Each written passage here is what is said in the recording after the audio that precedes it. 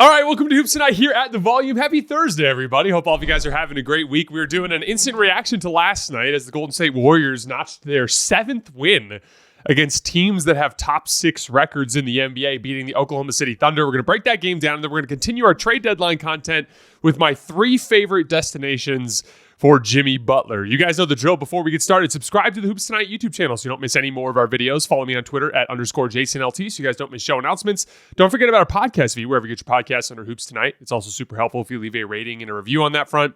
Also, don't forget about our new social media feeds on Twitter, Instagram, and Facebook, where we're releasing content throughout the year. And then last but not least, keep dropping mailbag questions in the YouTube comments for our mailbags that we record on Fridays throughout the season. I do want to hit Pacers, and I also want to talk about that Nuggets-Knicks game from last night, but I need more time to go back and watch film, so we're going to be covering that in the mailbag tomorrow. We also have a really nice game tonight to react to between the Houston Rockets and the Memphis Grizzlies. So more to get into tomorrow. Today, just Warriors, Thunder, and the Jimmy Butler trade destinations. All right, let's talk some basketball. So Shai Gilgeous-Alexander was absolutely frying everyone to start this game. He outscored the Warriors by himself in the first quarter. A good chunk of picking on specific matchups on the floor, but he was also giving it directly to Andrew Wiggins. He hit him with this ridiculous high hesitation move, like he was going to go to his left and then just scissor dribbled over to his right and went right around him to the basket. He was hitting jumpers. He was getting to the rim. He was getting to the foul line. The Warriors offense was also in a funk in the first quarter. Both Buddy Hield and Steph Curry got off to really rough starts. Andrew Wiggins was the only guy really hitting shots. And so they ended up going down by 14. Just an absolute disaster start to the game for the Warriors. A continuation of a lot of the things that they've struggled with over the course of the last few months. But in the first shift without Steph on the floor, the Warriors finally got a good bit of offensive production from Andrew Wiggins and Dennis Schroeder. Wiggins post up on the left block, gets into the middle, hits a little hook shot over his left shoulder. Dennis Schroeder comes downhill in a ball screen and just hits a little foul line jump shot. Andrew Wiggins gets Isaiah Hartenstein on a switch on the left wing, hits a little step back 3 in his face. Guys were creating offense. And when guys create offense for the Warriors, it unlocks the strength of this roster, which is that the Warriors have a depth of really good role players that can defend, that can play in transition, and that can play with an advantage. They were scoring so they could set their defense, so that they could get more stops, so that they can force more turnovers. They held OKC to 24 points in that second quarter. They turned OKC over 5 times, and they scored 11 points in transition just in the second quarter. They got the lead back to 4. OKC goes on a little run capped by a Shai Gilgeous-Alexander 3 off of an offensive rebounder that puts the lead back up to, gets the lead up to 13, and then Andrew Wiggins hits a big 3 on the right wing that cuts it down to 10. In the third quarter, Steph finally gets going. Hits a couple of threes. Steph was amazing down the stretch of the game too. I want to get into in a minute, but I really want to zero in on the non-Steph Warriors tonight because it's kind of indicative of the flaw in this roster, which is that top-end shot creation beyond Steph Curry. It really was from a bunch of different guys. Andrew Wiggins and Dennis Schroeder were amazing all night, even into clutch time. Both of them were creating shots all night. Schroeder more as a playmaker and Wiggins more as a scorer, but they were doing it throughout. But even when it got into crunch time, which, by the way, the Thunder didn't go down easily in this game. Shai and J-Dub were both fantastic down the stretch as they continued to generate offense for the Thunder to keep them close. And every time someone came up and hit a big shot, Andrew Wiggins hit one of the biggest shots of the game out of the right corner, a really nice pin-in flare from Dennis Schroeder, where Dennis Schroeder saw that his man was helping, and so he screened Andrew Wiggins' man to create a little passing angle into the right corner. Steph hit him. Wiggins hits a big 3. Wiggins hit a floater off of a Euro step in a ball screen. That was a big shot in the fourth quarter of this game. Again, Schroeder only had 9 points, but they were all self-created. Mid-range jump shots, driving to the basket past Isaiah Joe for a layup. He had a movement 3 that he hit on the right wing off of a post split for the Warriors where they had the ball. I think it was Looney. Kind of around the right elbow area, and Looney just handed it off to Schroeder coming off of a wide screen, and he set his feet moving to the right, which is a shot you almost never see Dennis Schroeder take, and he knocked it down from three-point land. But it was his shot creation, getting downhill and generating openings that really kept things flowing for the Warriors on offense. He had a play late in the game. the Warriors were trying to get the ball to Steph at the top of the key, but the Thunder were doing a good job of denying him. And so Dennis kind of had to turn and self-create. He had Shai on him, just beat Shai off the dribble to the right, drew Hartenstein up in a low man help situation, dropped it off to GP2, and he dunked on Hartenstein bad. It was a really, really impressive athletic play from Gary Payton. But like, those two guys, through Andrew Wiggins' scoring and through Dennis Schroeder's playmaking, kind of roughly approximated what a second star shot creator would look like. And the Warriors looked awesome. The announcers were talking early in the game. They're like, Buddy Hield in the last 2 months, he's shooting 30% from three after his hot start. And then one of the guys I can't remember who it was, but said like, oh, well, when Buddy was shooting well, the Warriors were winning. It's like, yeah, no shit. This Warriors roster has actually a plethora of really good role players that can play on both ends of the floor when they have roles that are manageable, but they just don't have that reliable secondary shot creation. I'm going to share the stats with you guys later here in a minute, but the Warriors pretty consistently are good when they score the basketball. That's why I always talk about the idea of value in a vacuum versus value for your specific team. Like Jamal Murray is immensely valuable to the Nuggets in a way he wouldn't be for someone else because his specific skill set helps the two-man game with Jokic in such a way that makes them unguardable in the half court, right? Similarly, on a Warriors roster, a secondary shot creator is going to be immensely valuable there in a way that they wouldn't be elsewhere in the league because it's such a need on that specific roster. Again, we're going to circle back to that in a minute, but it naturally just created easier opportunities for everyone. Brandon Pajemski had 11 points. He had a couple nice self-creation shots too. He had a second half three off the dribble on the right wing. Moses Moody had a couple of nice buckets, one driving a closeout, one off of an offensive rebound. I thought Kevon Looney was amazing in terms of his physical leverage, creating passing angles on seals and just catching everything in traffic and either finishing it or drawing a foul. And what that does is it puts Steph Curry in a position where instead of needing to create everything, he can just focus on making the big shots that put the team over the top, which is something that even at this phase in his career, he can be excellent at. Like he hit the league got cut to three after Shai. I think it was either Shai or J-Dub got a couple of buckets in a row after they had been up 7 or 8. They cut it down to 3. One possession game. Steph comes off and it's a 30-foot bomb off of a ball screen. And it's like, yeah, Steph didn't have the biggest scoring game of the night, but he was able to get the big shots when they needed them. And that really is all that matters, right? Like if you have Steph in a position where his offensive traits can be used as a little bit more of a ceiling raiser instead of like the primary offensive engine of everything that you do, that's a more useful way to make use of Steph at this phase in his career. And I thought that kind of screamed off of the screen last night. And then on defense, the Warriors got better with their game plan discipline as the game went along. One of the things I noticed about on film, and once again, I did a whole film thread on this game, so you guys can go over to my Twitter feed at _JasonLT and just look for the video of, it starts with Andrew Wiggins hitting a spin move on Shai, and it just kind of goes through. I just got a bunch of clips from the game. But one of the things I was calling out in the film thread this morning was the concept of gifting driving angles or defending with an open stance. So a lot of times what will happen when you're guarding a guy like Shai, you're not keeping Shai in front throughout the entire game. He's just too good with the dribble drive. His first step is too quick. His dribble combinations and his ability to just completely pause in hesitation moves and freeze defenders. He's just too good as a dribble drive guy. So if you set your defense up in a way that says like, hey, you contain Shai, like that's not going to work, right? Like more likely it's going to be Shai getting downhill into the teeth of your defense. And that way is fine as long as you have a plan for it. And so one of the things I noticed early in the game when Shai was playing really, really well, a lot of guys were defending Shai with an open stance towards his left hand. So they were like playing up on his right hand and kind of funneling him towards the left in hopes that he'll be more willing to take this is kind of just a general thing with most basketball players. When they right-handed players, when they drive left, are most likely going to take a pull-up jump shot. When they drive right, they're most likely going to go all the way to the rim. Now, a guy like Shai is really good shooting or going to the rim both ways, but still, that tendency tends to exist regardless. It's as a game plan thing, your best bet even though obviously Shai is so damn good that he can hit pull-up jumpers going right and he can hit layups going left. But the Warriors were doing a lot of like kind of shading Shai towards his left-hand side. But in the first quarter, he was getting that dribble penetration and there was nobody there. Like there was a play where he got a dunk where there's just literally no one even in the picture in help side defense.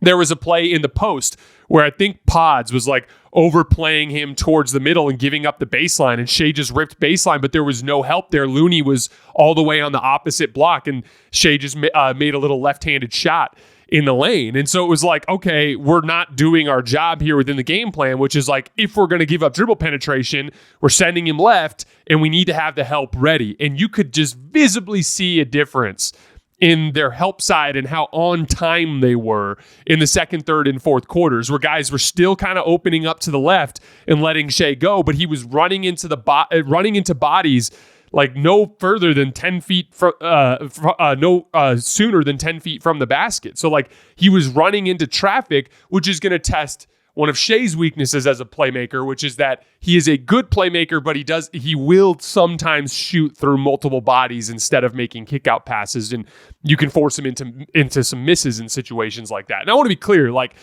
Shai cooked him all night long, but they just did a much better job of making him less efficient and less impactful over the last three quarters than they did in the first quarter, just simply by doing a better job in their game plan discipline of rotating earlier as you were sending Shai into help. The Warriors now have 2 wins against Oklahoma City, a win against Boston, 2 wins against Houston, and 2 wins against Memphis. That's 7 wins against teams with top 6 records in the NBA.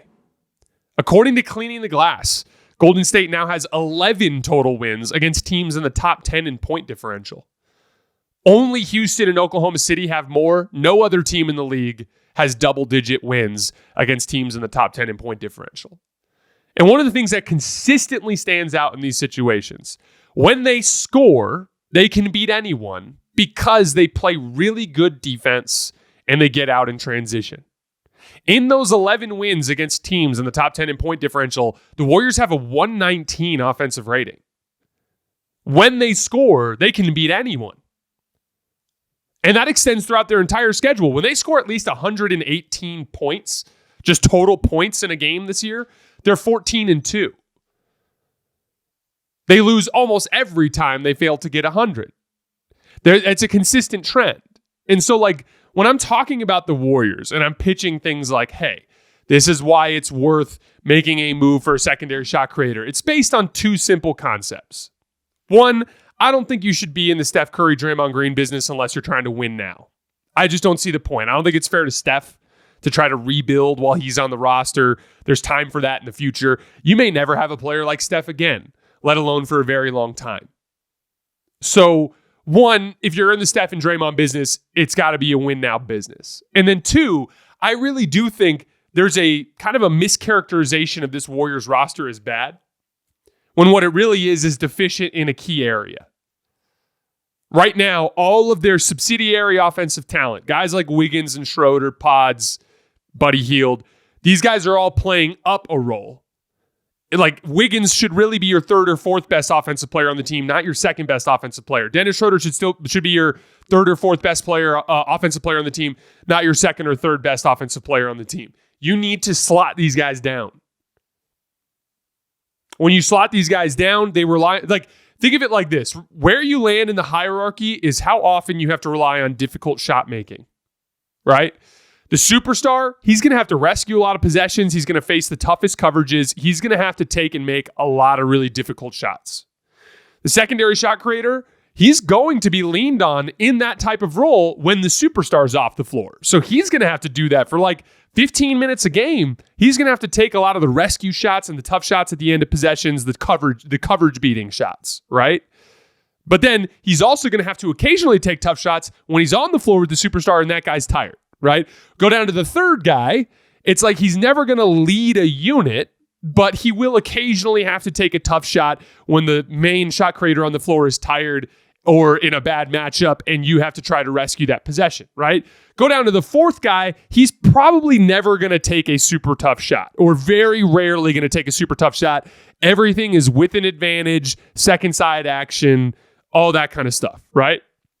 And so on and so forth. As you get down the hierarchy, the difficulty in your shot diet goes down.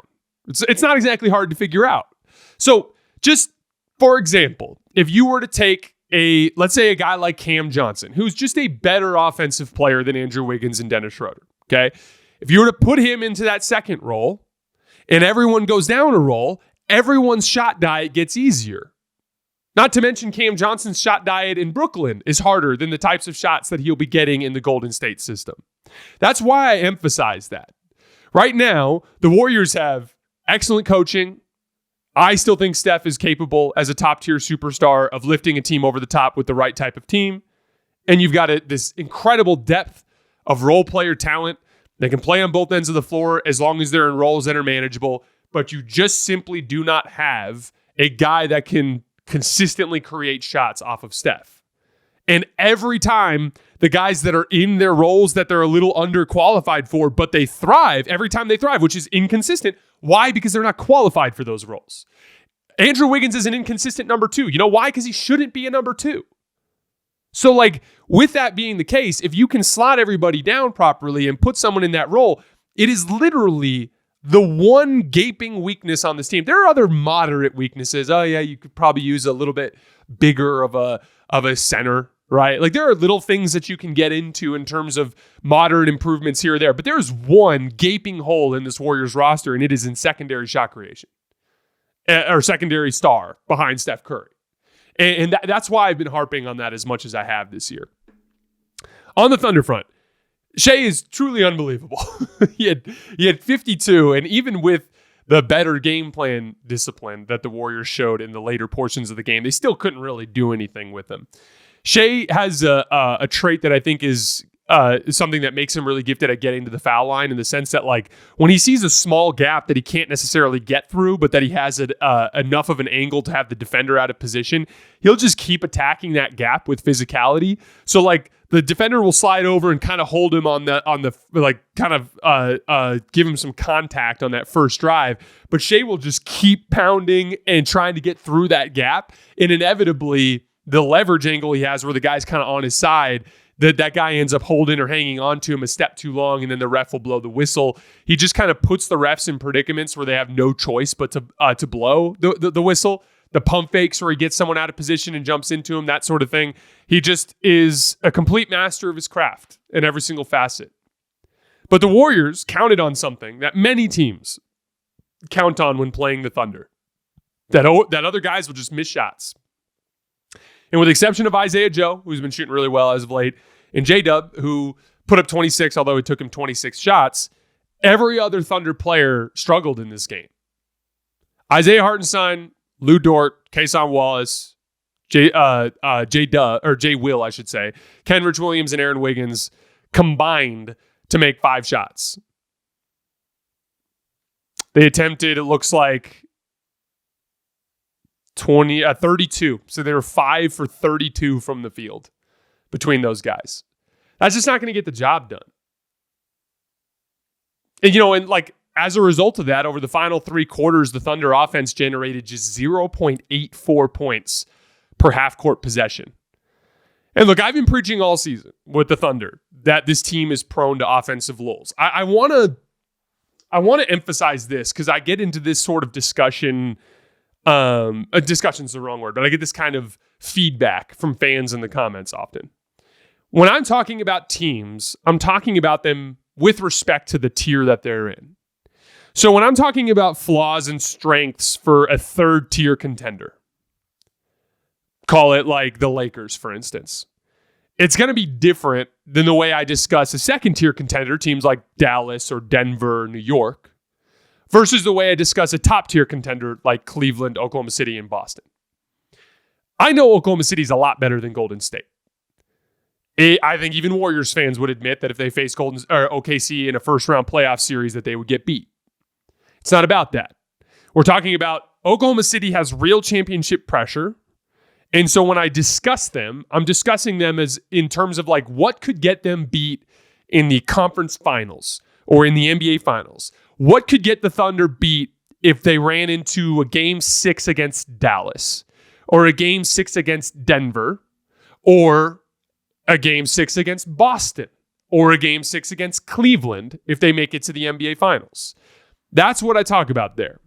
There has been a trend from last year's playoffs into the in-season tournament into some of these high leverage games this season that Shai is resilient in those situations. He might have a game where he struggles to shoot a little bit, but like Shai seems resilient. And J-Dub sometimes, but everyone else, it's like you don't know what you're getting when it gets into those situations, which is to be expected. These are young players. These are all of these guys, Hartenstein, Dort, Kason Wallace, J. Will, Kenrich Williams, Aaron Wiggins. Like, there are some guys in there that are veterans with some playoff experience, but like it's a lot of youth that you're depending on in those sorts of situations. And here's the thing. Lou Dort has offensive upside, but he is a little bit streaky. Kason Wallace has offensive upside. He's a little bit streaky. Aaron Wiggins is a little bit streaky. These guys are capable of being really hot, and they are capable of being really cold. And so, again, like I want to be clear, like the Thunder to me have played better than anybody in this regular season. I'm not trying to deny that in any way, shape, or form. I view them as a top-tier contender. Earlier in the season, I viewed Boston on a tier by themselves. I have moved Oklahoma City into that tier. I'm a believer in what Oklahoma City can do. But will they win the championship this year? That's in doubt to some extent. And if they lose, this is what I think it will look like. If they lose, it will look like their half-court offense falling apart because everyone not named Shai struggles to find a level of comfort on the offensive end of the floor. It's just something to keep an eye on. This ain't the little itty bitty teeny tiny bowl. This is Super Bowl 59. Get in on the action at DraftKings Sportsbook, an official sports betting partner of Super Bowl 59. Scoring touchdowns is key to hoisting the Vince Lombardi Trophy. And you have a shot to score big by betting on them at DraftKings Sportsbook, the #1 place to bet touchdowns. Ready to place your bet? Try betting on something simple like a player to score 6. Go to DraftKings Sportsbook app and make your pick. Right now, the Chiefs open as a very slight favorite at -1.5. I'm personally rooting for the Chiefs, mainly because I appreciate them as one of the greatest teams of all time. And as a Cowboys fan, I just literally cannot stand any success for the Philadelphia Eagles. New DraftKings customers can bet $5 to get $200 in bonus bets instantly. Download the DraftKings Sportsbook app and use code HOOPS. That's HOOPS. That's code HOOPS for new customers to get $200 in bonus bets instantly when you bet just $5. Only on DraftKings Sportsbook. The crown is yours. All right, Jimmy Butler, my top 3 trade destinations. Jimmy had one goal when he decided he was going to make a giant mess of things in Miami. He wanted to force Pat Riley's hand into trading him before this year's deadline. And according to all of the reports that I've seen, it has worked. And the Heat are at least intent on getting him moved before next Wednesday's deadline. So, with that being the case, here are my top 3 destinations. Number 3, the Milwaukee Bucks. Not necessarily the greatest fit in the world, putting him next to Giannis. Teams would likely guard any action that involves Jimmy and Giannis directly by switching, which means that they would have to be able to be off-ball threats for each other. Because if they're both in the action, that's great, but if they switch, one's going to have to go create space for the other, which means they're going to have to play off of each other. Now, Jimmy has become a knockdown catch-and-shoot guy, but he has a slow release, and he doesn't take many of them. Giannis obviously would be more of a dunker spot guy off of Jimmy, which is a form of spacing, but it's not great. So, it's not necessarily the perfect fit, but it is a massive talent play. The deal would likely center around Chris Middleton and Bobby Portis. Now, both of those guys have been valuable to Milwaukee in different ways throughout this year. Chris Middleton, for instance, hasn't shown much in terms of top-end offensive talent, but his ability to handle a ball in the half court and kind of set up his teammates with some advantages has been really helpful. He had another 7-assist game the other day. And Bobby Portis, his scoring, his spot-up shooting, and particularly his rebounding have been missed on this road trip where the Bucks have been struggling a little bit. But neither of those guys have been particularly good. And both of them have large salaries that can be used to facilitate a deal, as long as Pat Connaughton can be moved in order to get out from underneath that second apron. So if you make that sort of move, there's a drawback, which is Giannis basically becomes your backup center. But you have a player in Jimmy Butler that is much, much better at basketball on both ends of the floor than either of Bobby Portis or Chris Middleton. He gives you another athlete to deploy on the perimeter defensively for a team that desperately needs these types of athletes. He gives you a better chance of surviving Giannis off minutes. This is one of the more exciting parts of it. Both the offense and defense have been bad this year when Dame is on the floor without Giannis. Jimmy just gives you a better chance to survive or maybe even thrive in those minutes when Giannis is sitting. And then in the playoffs, Jimmy is still just one of the most versatile weapons in the league. There's a very specific reason why Jimmy is always great in the playoffs. And no, it's not just because he has that dog in him or any other meaningless platitude. It's because he's big, he's strong, and he's really good at a lot of different things on a basketball court.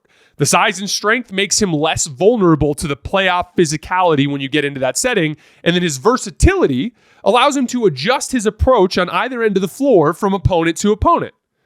This is a team I'm going to run a lot of high ball screens in. This is a team, like, if you need Jimmy to run high ball screens and pick teams apart, he can do that. If you need Jimmy to attack mismatches in the post, he can do that. If you need Jimmy to stand in the corner and knock down wide open stand still jump shots, he can do that. If you need Jimmy to be a transition player, he can do that. If you need Jimmy to defend on the ball, he can do that on a variety of different guys. If you need Jimmy to defend off the ball, he can do that. He can rebound. He is such a versatile player that he can plug and play into anything his team needs him to do, and he's big and strong, which allows him to thrive in the physicality. That's what makes him such a unique playoff player. So I think bringing him in would be just a talent play for Milwaukee that would give them a better chance to hang with the top teams in the conference. Number 2, the Golden State Warriors. Now, this would be much more complicated to pull off because the Warriors have 6 players that make between $5 and $10 million. So it's just really tough for them to match salary, and any deal would basically have to include Andrew Wiggins or Draymond Green. My guess is Miami would want Andrew Wiggins because he would be able to immediately help Miami at the same position Jimmy plays. Right now, Haywood Highsmith is in that role, so Miami would be getting an upgrade in the form of Andrew Wiggins, who just had another great game last night against the Thunder. So the deal would in all likelihood center around some combination of Wiggins and Kuminga, plus another 2 salaries, probably Buddy Hield and Kyle Anderson. Maybe you can convince them to let you keep Kuminga if they like the draft compensation enough. I would again, every time I talk about this with Warriors fans, I don't think you give up Kuminga just for poops and giggles. You try to keep Kuminga out of the deal. I'm just saying if that's what it takes, that's what you got to pay. You'd get back something like Jimmy Butler and Josh Richardson, something along those lines. And then the Heat obviously get plenty of talent that can help right away with their goals. And apparently, I was reading a Mark Stein piece yesterday that said that Miami really needs to make the playoffs this year in terms of future draft compensation that they owe to other teams. So if you were to make that deal, this is what you'd be left with. In this case, we'll call it Buddy Hield and Kyle Anderson plus Kuminga, just for the sake of the worst case scenario. Obviously, if you get to keep Kuminga and you get to include a different player, that's ideal. But in that case, you'd be left with Steph, Jimmy, and Draymond, Dennis, and Trace Jackson Davis, probably your starting 5, right? Off the bench, you still have Kevon Looney, you still have Moses Moody, you still have Gary Payton II, you still have Podziemski. You still have Lindy Waters, Guy Santos, Quentin Post, and Pat Spencer. Again, this is the advantage of having the depth of role player talent that they have. And Josh Richardson would be in that mix too. You just have so many damn good players that you can afford to lose a few in order to bring back a primary shot creator.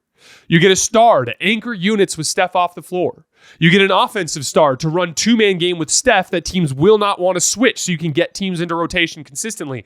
And most importantly, on this team that has an enormous amount of role player depth, but a complete lack of top-end talent, you turn some of that role player depth into star talent to better balance out your roster. I also don't think Golden State would have to include much in the way of draft compensation to make it work, especially if Kuminga was in the deal. I would actually be trying to include draft compensation at the expense of keeping Kuminga out of the deal, just for the talent. Now, again, the biggest challenges for the Warriors to make this work will be matching salary. The Heat apparently do not want to take back any contract that lasts past next season. Andrew Wiggins has a player option, but I have a feeling he might be willing to opt out and re-sign somewhere else, or maybe even with the Heat at that point. Kyle Anderson's last year is non-guaranteed, so you're good there. Buddy Hield is the tough one. Buddy Hield has But I think it's possible that I read something that his deal might not be guaranteed after last year either, so that might work. But I would just do everything I can to not include Gary Payton II because I think he's an excellent rotation piece in the playoffs. And then I would try like hell to leave Kuminga out of it. But again, it's a long shot, but I actually think it pieces together kind of nicely for the Warriors if they could pull it off. Number one, though, by far for me, is my favorite destination for Jimmy Butler is still the Phoenix Suns. Now, there's a huge roadblock in this deal. You got to get a team that is willing to take on Bradley Beal and that Bradley Beal is willing to waive his no-trade clause for. And that makes things tough, which is why other teams like Milwaukee, like Golden State are in the mix right now. But I think this is the team that Jimmy can help the most by far. Jimmy is everything that the Suns don't have. He can legit pressure the rim on offense as both a bully ball player and as just an overall matchup attacker. But in a way that's more impactful because he's also excellent at passing out of those situations. And the Suns can provide him with real spacing thanks to what Kevin Durant and Devin Booker do. He's a star that can play on both ends of the floor in a way that Bradley Beal can't, but that Devin Booker and Kevin Durant can. He can meet them at that level, and then he fundamentally alters their physical profile. As currently constructed, the Suns are too thin. They can be pushed around. But if you get a front line that has Jimmy Butler, Kevin Durant, Nick Richards, it's just more physically imposing in terms of length, athleticism, and size and strength. I also think he can help them with their ball pressure issues. Part of the reason why Devin Booker and Kevin Durant can struggle with ball pressure from time to time is they're a little thin. They can struggle under physicality. Jimmy Butler thrives under physicality. Now, they're going to have to find another team to help facilitate that, but that's a type of deal that I think could really, really help the Suns get to another level that they can't reach at this point under their current roster restrictions. All right, guys, that's all I have for today. Like I said, be back tomorrow with the mailbag and a bunch of the game reactions that I wasn't able to get to today. As always, I sincerely appreciate you guys for supporting me and supporting the show. I'll see you guys then.